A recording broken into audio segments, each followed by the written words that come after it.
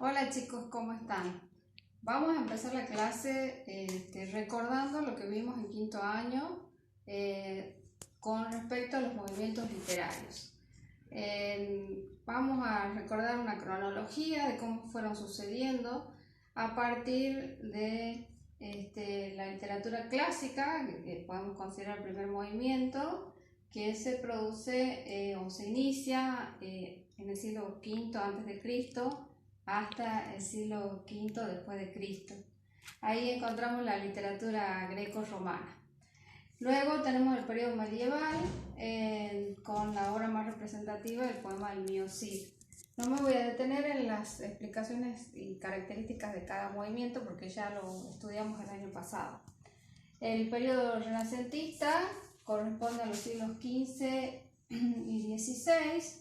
A fines del siglo XVI, entre el siglo XVI y XVII, encontramos dos grandes autores, Shakespeare y Miguel de Cervantes Saavedra, con la obra El Quijote de la Mancha. En el siglo XVII hablamos del movimiento que se denomina barroco, con autores como Góngora, Quevedo, Calderón de la Barca, con la obra La vida es sueño, y Sor Juana Inés de la Cruz. Luego, el siglo XVIII corresponde el movimiento neoclásico, que no registra obras de trascendencia. Y llegamos al gran siglo de la novela, que acá sí es un siglo muy importante, el siglo XIX, que lo podemos dividir en dos etapas. La primera llegaría hasta el año 1850 y se comprende el periodo del romanticismo. Es un movimiento muy importante, es el triunfo del sentimiento sobre la razón. En la época del autor, el autor busca el ideal en el plano amoroso como en el plano social. Hablamos por eso de un romanticismo social y un romanticismo individual que va a surgir en la poesía. La obra que leímos el año pasado, Los Miserables, comprende o responde al romanticismo social, la lucha por los ideales, la época posterior a la Revolución Francesa, la lucha de clases, la marginación. El periodo opuesto, el movimiento opuesto al romanticismo posterior es el realismo. El año pasado leímos una novela de Unamuno, Nada menos que todo un hombre, que refleja justamente estas diferencias sociales, de clases sociales, entre los protagonistas de la historia. Autores famosos del realismo tenemos a Gustave Flaubert, Henrik Ibsen y el ruso Dostoyevsky. Y ahora sí pasamos a lo que vamos a abordar este año, que es el realismo mágico. Es un movimiento del siglo XX que surge aproximadamente a fines de la década del 60. Es un movimiento, uno de los pocos movimientos que es latinoamericano, es decir, que se origina en tierra hispanoamericana. Quizá el primero en llamarlo así fue Alejo Carpentier, un autor cubano, donde él dice que Latinoamérica se construye, la identidad de Latinoamérica está basada en las creencias, en los mitos, en las supersticiones y por supuesto en el lenguaje. Por eso el lenguaje, la manera propia de hablar de cada país, eso va a estar reflejado en las obras. El año pasado leímos Como agua para chocolate de Laura Esquivel, y muchos términos mexicanos aparecen en el libro como parte de la cultura, de la identidad. Es algo característico que es propio de este movimiento. Bueno, el movimiento se hizo famoso gracias a Gabriel García Márquez con su obra 100 años de soledad. El autor plasma ahí muchos de los mitos y de las creencias latinoamericanas. ¿Cuáles son las características fundamentales? Bueno, la principal es la fusión de lo real y lo maravilloso.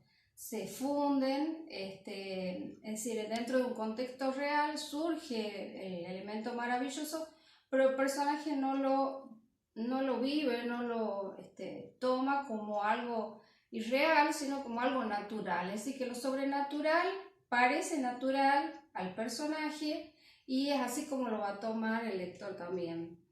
Mientras que lo normal en oposición, lo normal puede parecer al personaje como algo sobrenatural. Por ejemplo, la llegada de un personaje es algo normal, pero para el realismo maravilloso puede ser algo sobrenatural.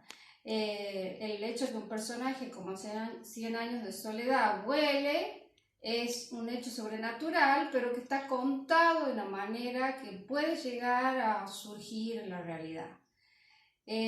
Otra característica del realismo mágico es que los elementos mágicos maravillosos nunca están explicados, aparecen, surgen, pero no hay una explicación racional para ello.